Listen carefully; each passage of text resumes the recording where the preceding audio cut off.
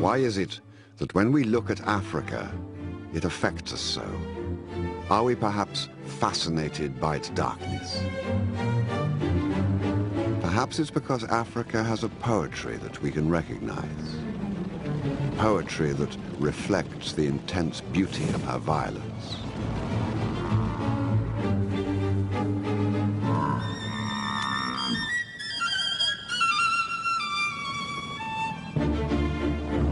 Perhaps it's because we originated here that we understand these things.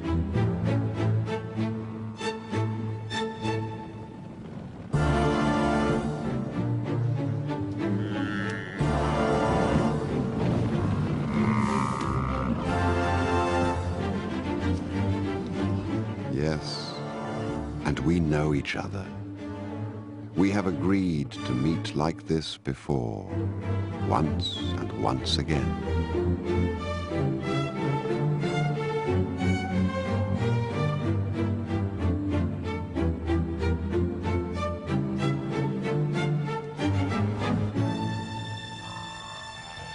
Somewhere in Africa each day something dies. Some lion engages in battle with some large prey and someone loses.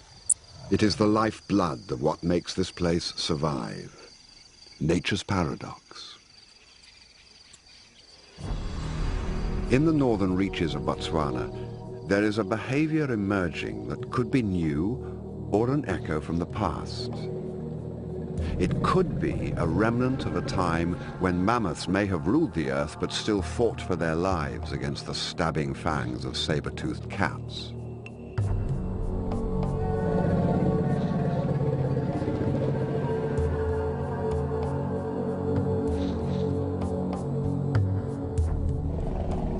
Today, the battle is flaring up again.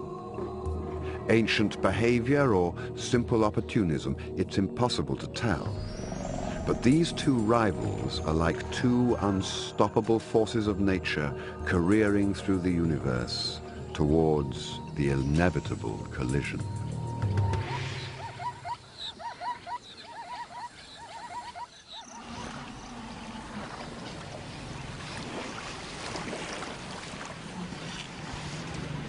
The modern-day eruption of this conflict started at the season change.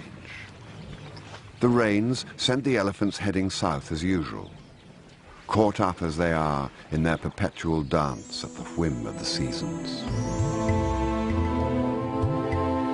These are some of the greatest herds that move across some of Africa's largest wildernesses.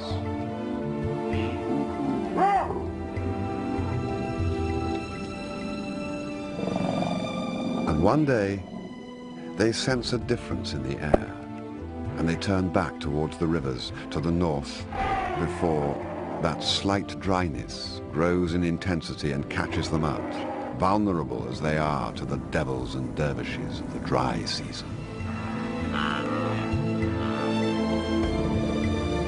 And they run as if they could escape their destiny.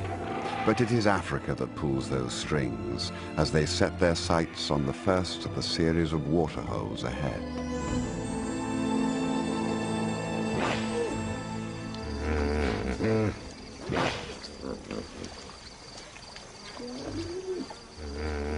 On the fringes of this lake, an unusual pride of lions has been breeding within earshot of a large herd of hippos.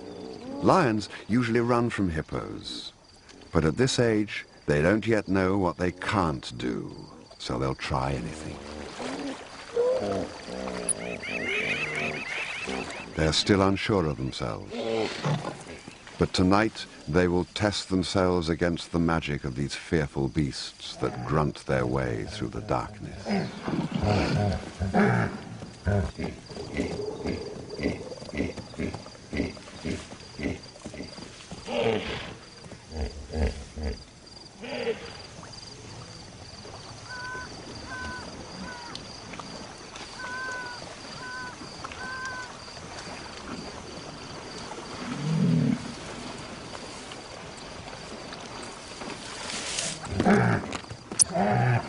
Their behavior is bold and dangerous.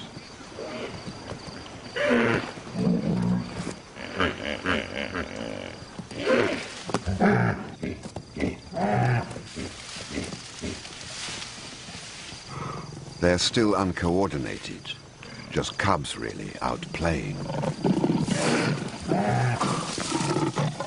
But when the older brothers arrive, the game changes.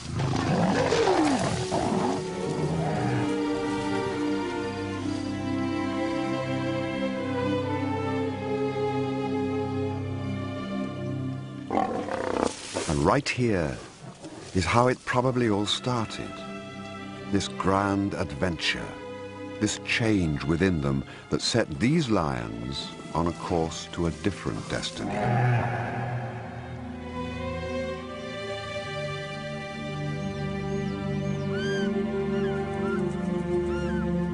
Gentle the touch that wakens you from your dreams, softly the shape that steals the light. You are new now, but the shadows will dance within you. It is their time now, but this moment of fulfillment is about to be eclipsed.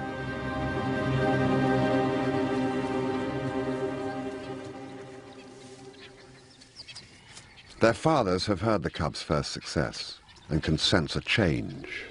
That first smell of rebellion that will lead to an interest in mating. It won't be tolerated. It can't be tolerated.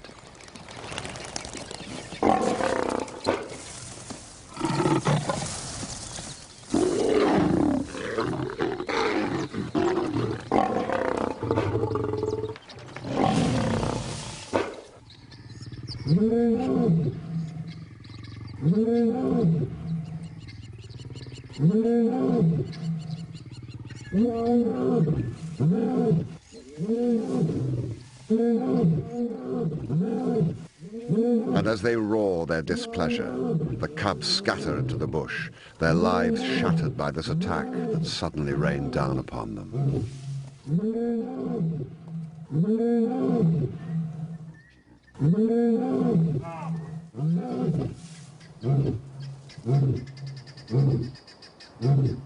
Confused and scared, they set off. Every lion cub goes through exactly the same traumatic process at this age.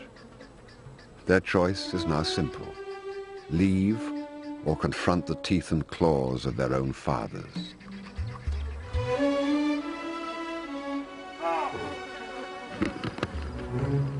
Africa knows about paradise and the wounds of loss.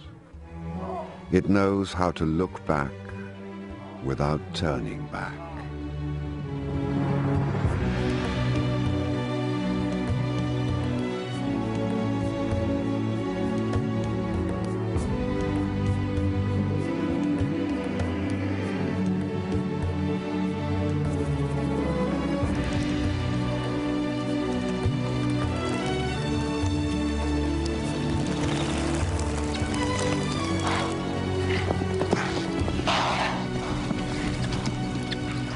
Today, as you look at the sun and the moon, see them as the ones who know that a hungry belly is a wild thing. Strands of connectivity run through Africa, linking waterholes, elephants, and the patient waiting of lions. They appear one day following a herd of buffalo. The similarities to hippo have not gone unnoticed.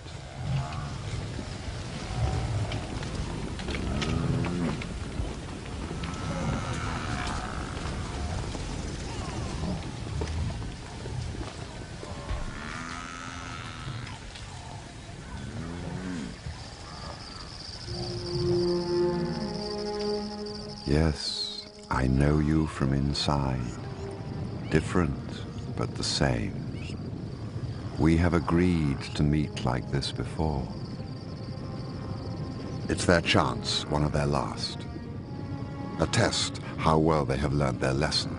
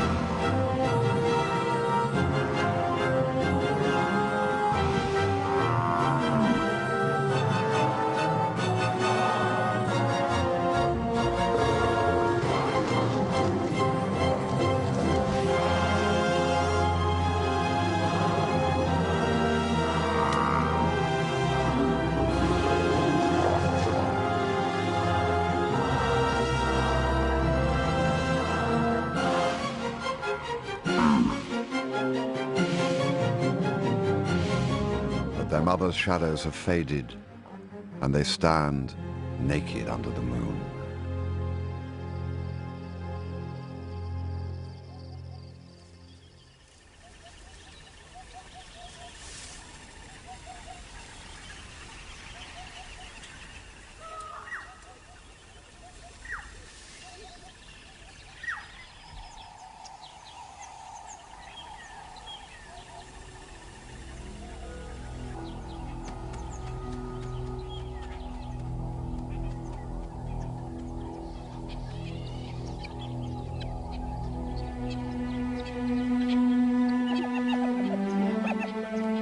Africa comes at you from both sides.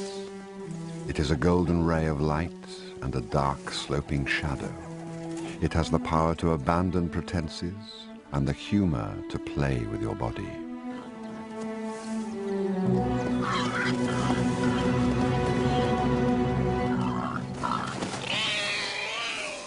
Did no one tell you that you belong to the hungry belly?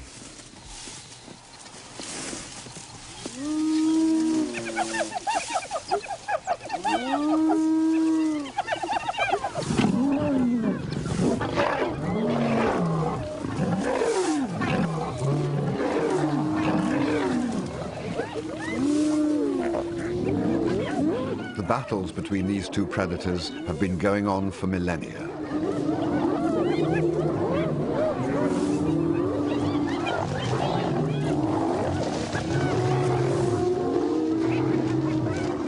The fractured group of lions is swamped because of their weakness as a working unit, and the hyenas have sensed something of their lack of confidence.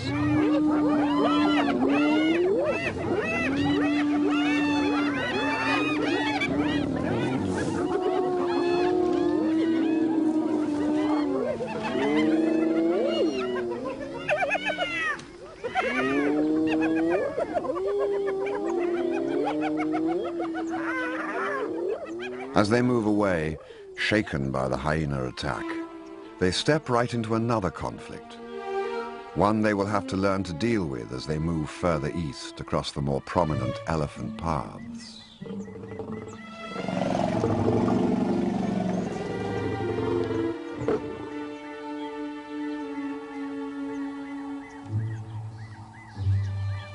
Right now, the young nomadic group could break up and scatter into the wind as lost individuals. But the large lioness, who so often takes the lead, starts to greet and reassure the others. As she does so, she fixes the group together in a social bond, and they become one. At last, a pride of lions. But one day, through the haze of failure in this desolate landscape, the large lioness sees signs. The tracks of which gods are those walking inside me? Are they from the fire or the flood? Are they the ones who wait for me? And is this my map of blood? Is this my destiny?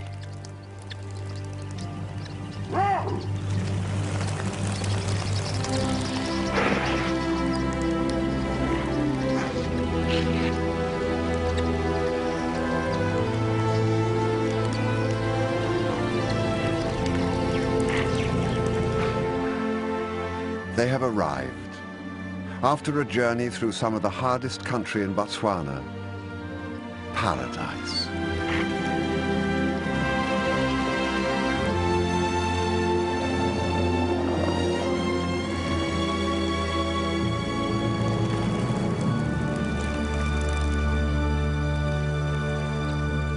And this time, they don't seem to care if their arrival sends shockwaves around them.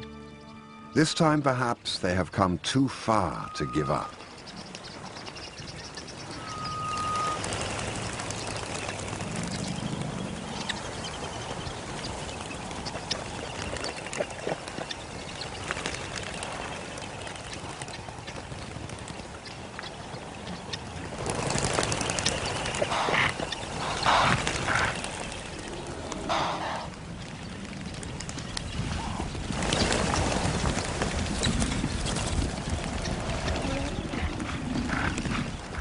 But this is a new world, filled with a wild flurry around their heads and giants that rule the land.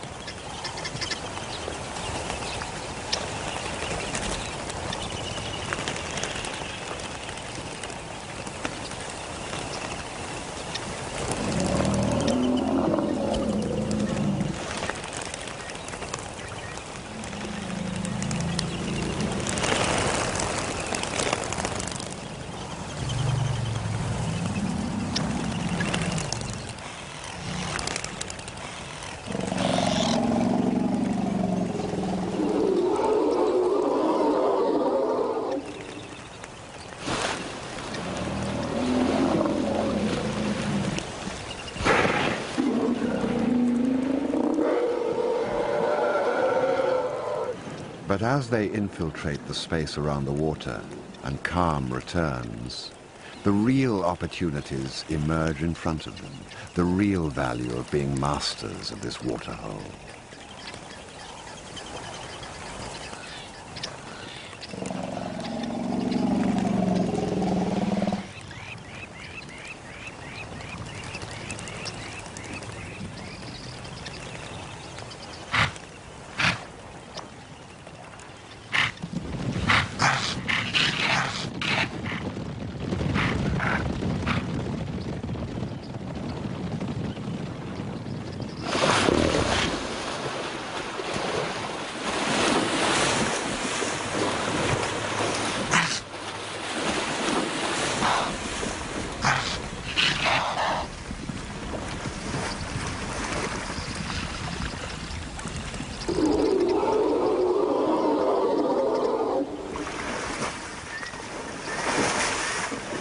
The glorious rewards of struggle and learning are short-lived.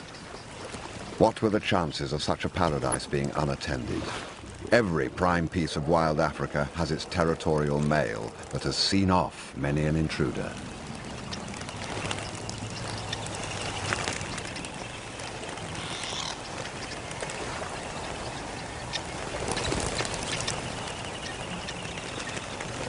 He has fought hard for possession and struts the confidence of old victories.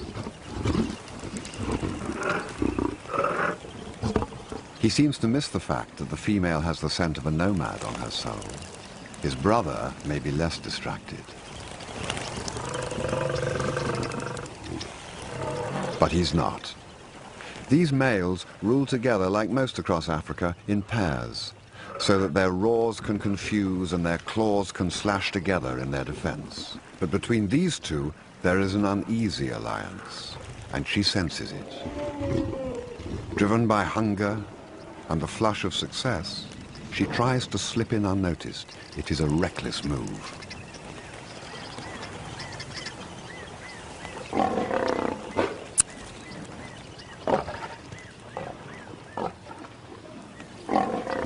Females have been killed for less.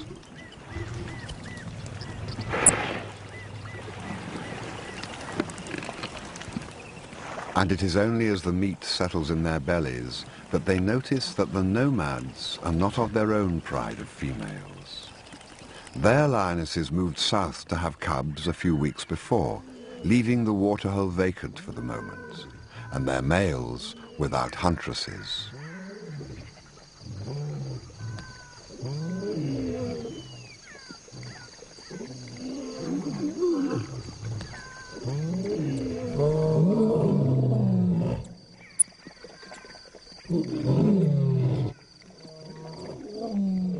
Darkness is no place to hide from a male lion. Their tolerance has already been stretched.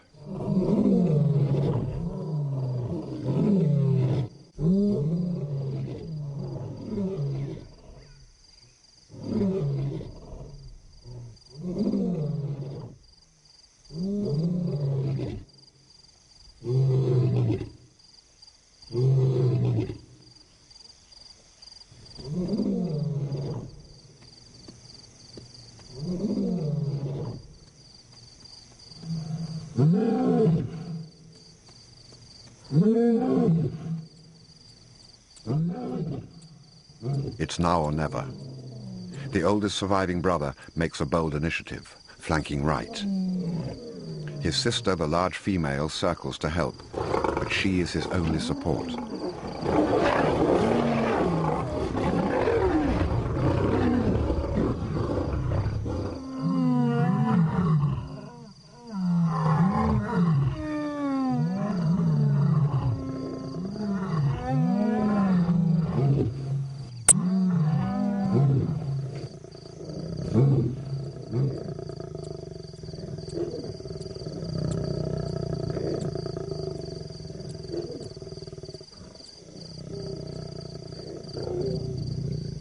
She is isolated and helpless.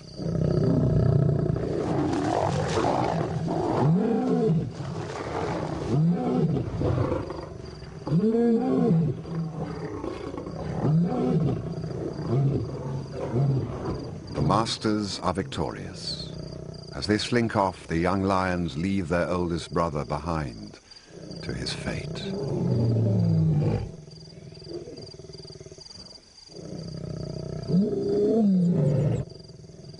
He is never seen again after this night.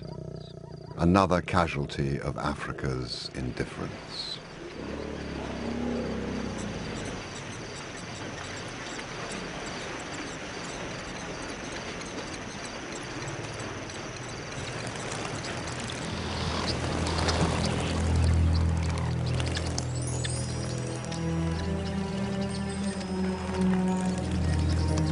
The young nomads are still around, watching and waiting.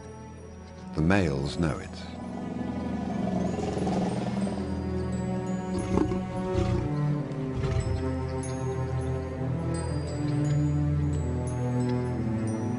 The old bulls look down at these stubborn cats and test their will.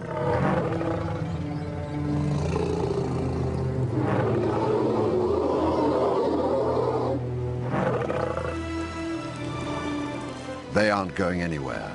They are the owners here. And what the young nomads see is the beginning of a storm brewing in this show of defiance between these enemies, the ultimate of enemies, the largest and the fiercest, the grey and the gold.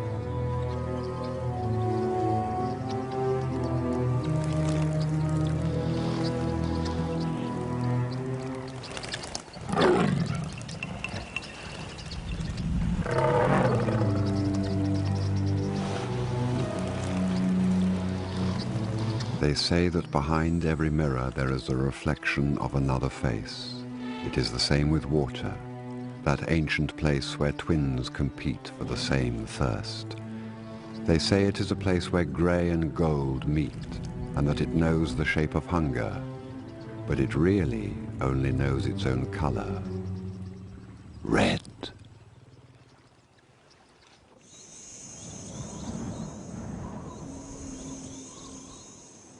Out here, the heat sucks the moisture out of the earth. The eternal battle is for water.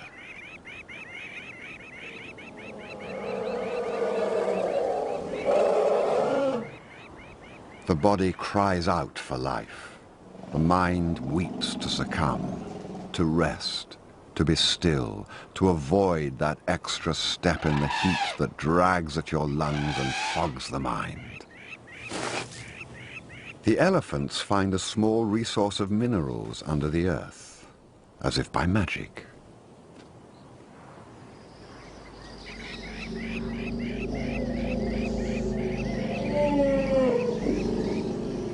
Salts and minerals may not help their thirsts, but it will boost their energy, a last precious find that will sustain them until nightfall and relief, fickle as that African night can be.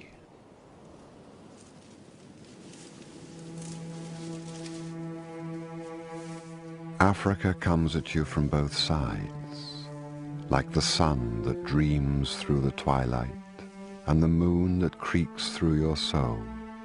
It has two faces, one you see and one you must find. If you find the joyful look, you have looked well. The nomads have stayed, and the males have left their mark on these new females. And with the birth of their cubs, the nomads, those wanderers who crossed the wilderness and lost so much, go through yet another transition. They have become a pride of lions. Strangely, the male's courtship of the females has come with a guarded acceptance of the young males as well. For now, it's unusual, perhaps unique to this isolated waterhole.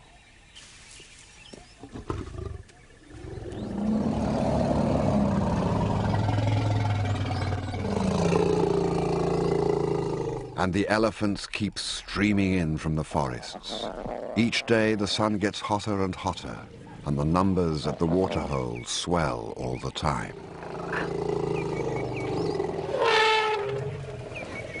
The new cubs take it all for granted. They know nothing different. From birth they have dazzled and played in amongst the legs of giants, an echo of what their mothers grew up with in the land of the hippos. The familiarity takes seed and starts to grow.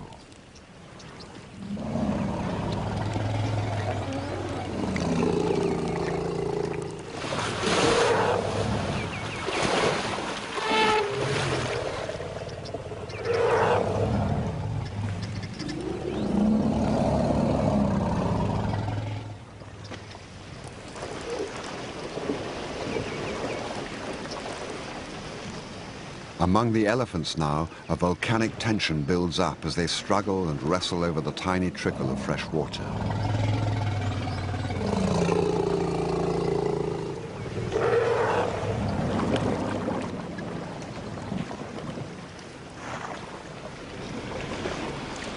The fighting is inevitable. So many bull elephants, so little water, so much potential aggression. Africa, the puppeteer, is at work again.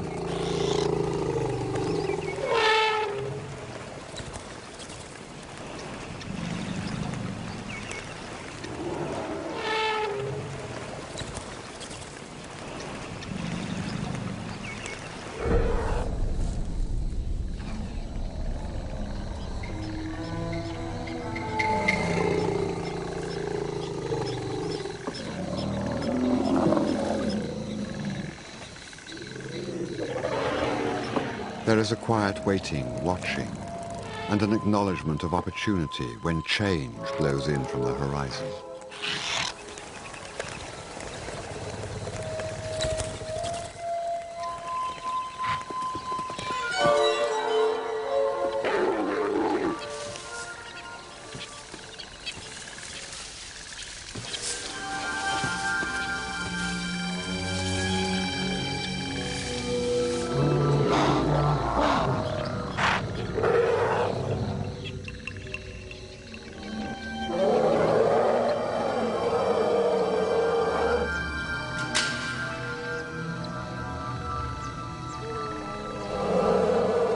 Exhausted by a long life and a short supply of water, an elephant collapses under the force of a 6-ton body blow.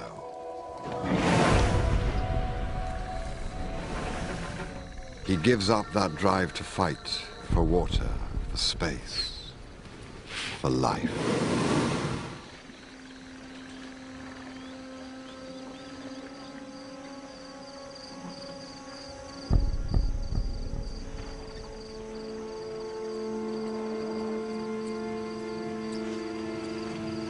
Immediately, calm descends, the sort of calm that comes when the wind drops and the waves stop crashing.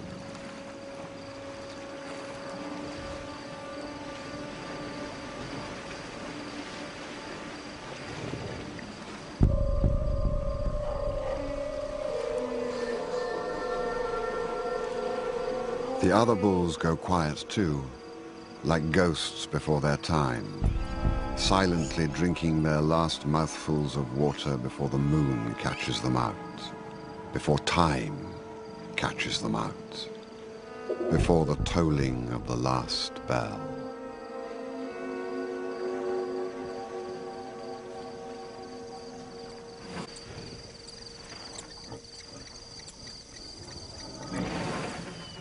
The horrors we feel are simply the currency of the night here, as it was, as it is now, and as it ever will be.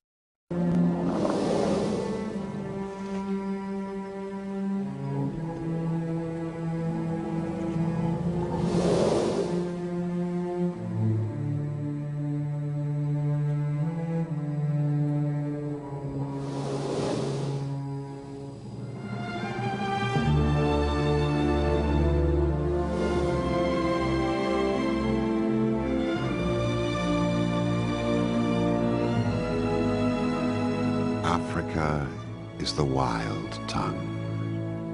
It knows the horrors of the last breath, and when a shining light goes out, when darkness descends at midday, and nothing is ever the same as it was before.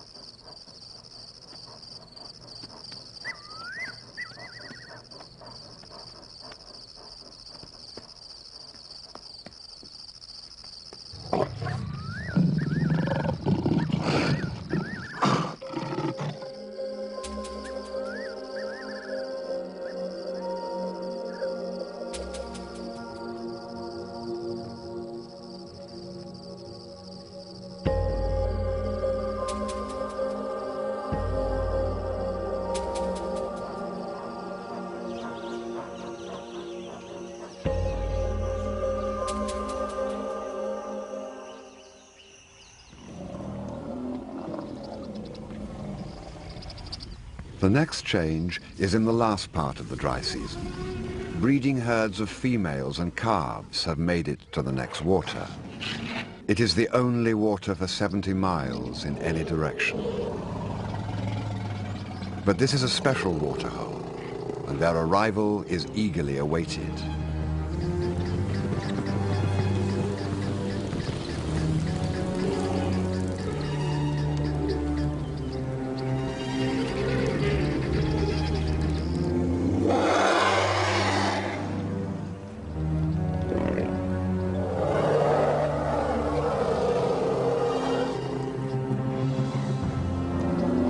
Over the past 20 years, this waterhole has seen more and more elephants arrive each season.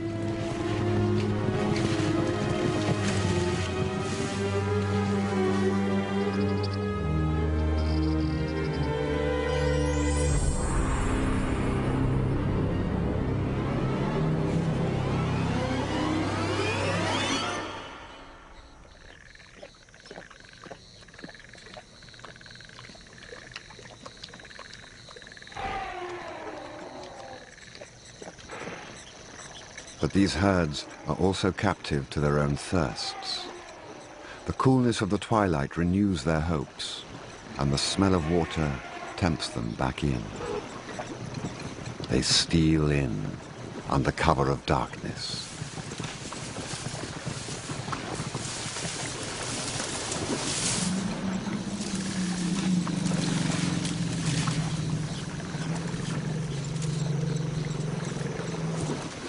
But the elephants make a fatal mistake, the mistake of underestimating your enemy.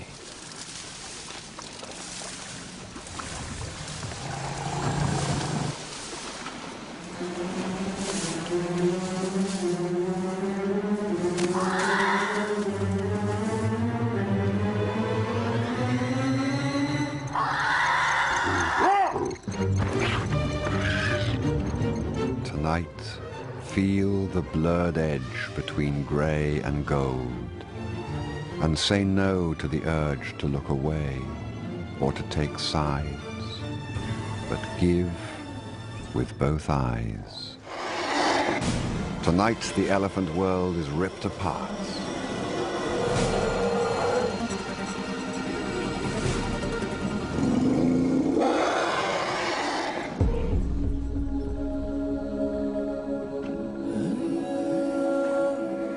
Over the next few weeks, they attack herd after herd. In the dark, the mothers have only one instinct, to look after their youngest and hope that the older calves can fend for themselves. Many can't.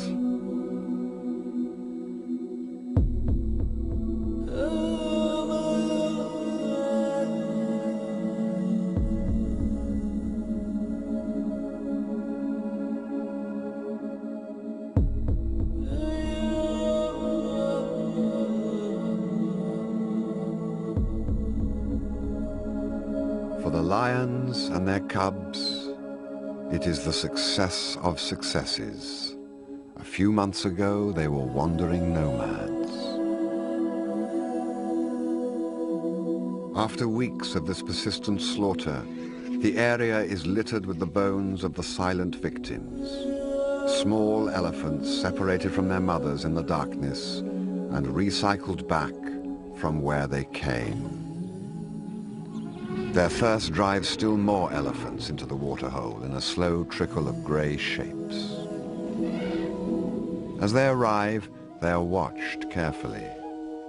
The lions look into each fresh batch of elephants as if they could see through the skin, looking deep, beyond the bones and muscle, piercing the soul for any sign of weakness.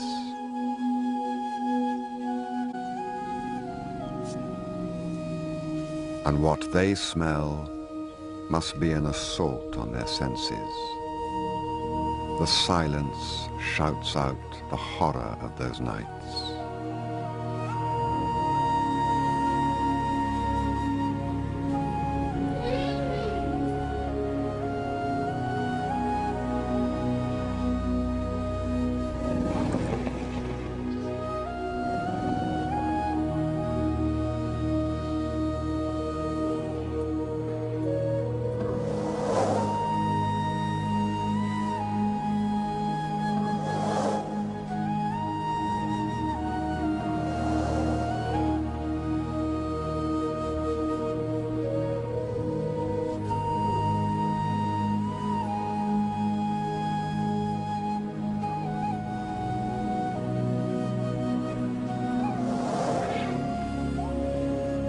when they left you on the ground, sky wept and soul poured out.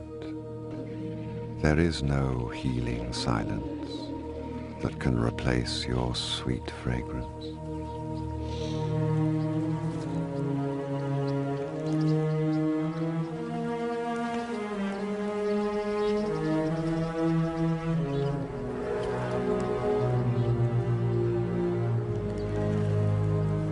But they must drink at all costs. It's the last of it, and the bitter smell of bones discarded and scattered around their feet enrages them.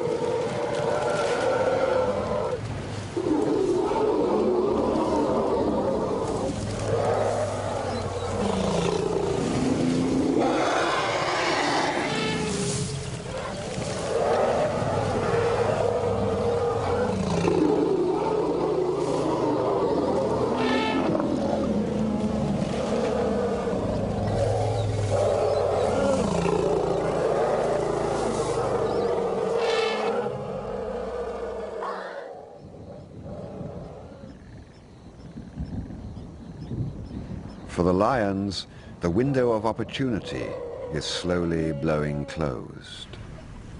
The distant rumble beats its music clearly. The elephant hunting time is nearly over. When the rains come, the balance will shift again.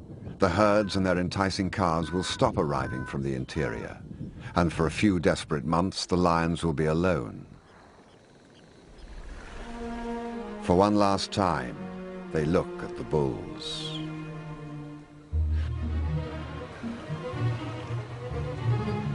The large lioness readies herself as one of these 6-ton bulls ghosts below her.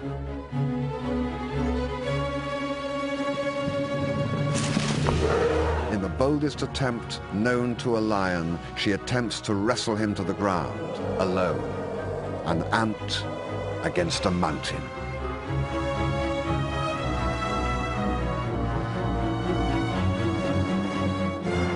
Barely notices, but her attempt is a sign of infinite possibilities for the future. Will they all start killing bulls one day?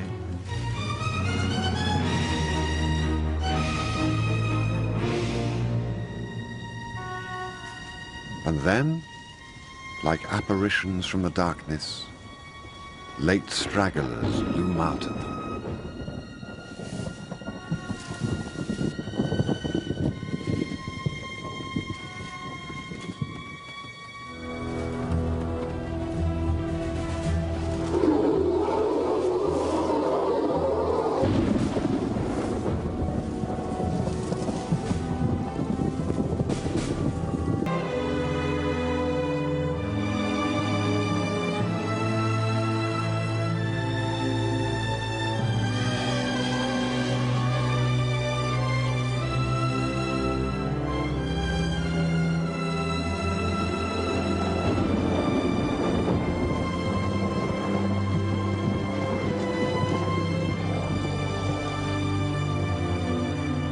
Death begins in the eyes as all hope drains out and fate is accepted.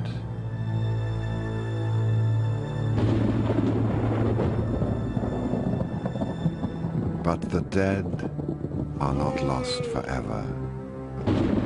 They are the storm on the wind. They are the sudden brightness in the sky.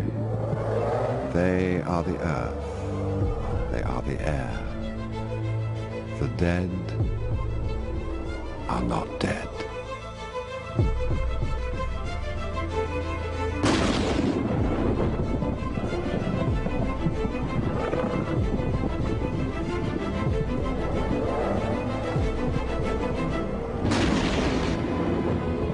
Our escape is one of the miracles of the African night, where that great dispassionate eye smiles on some from time to time.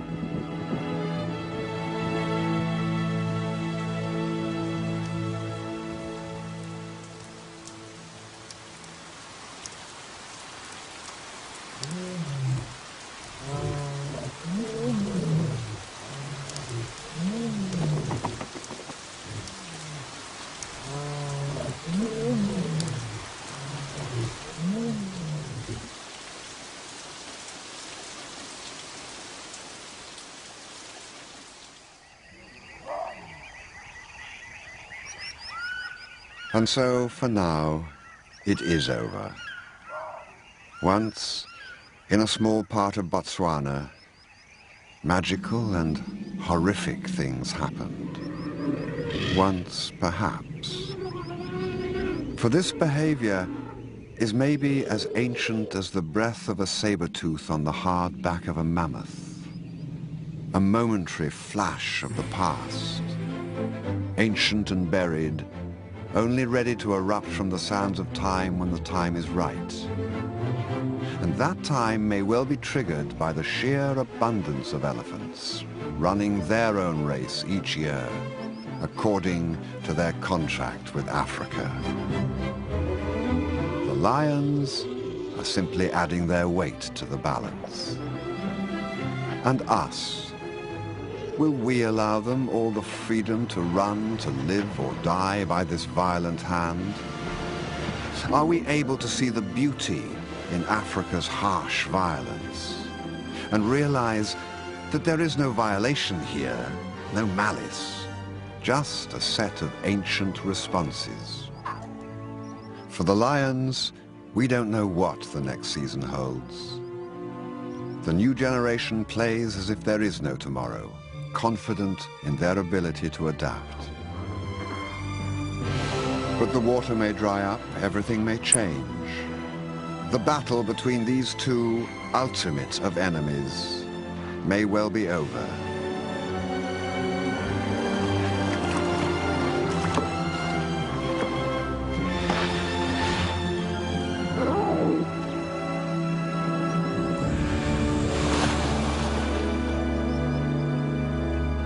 And yet, if we share their confidence in the future, we'll understand the thread between these two protagonists, the thread that connects their destinies. And this will go on forever.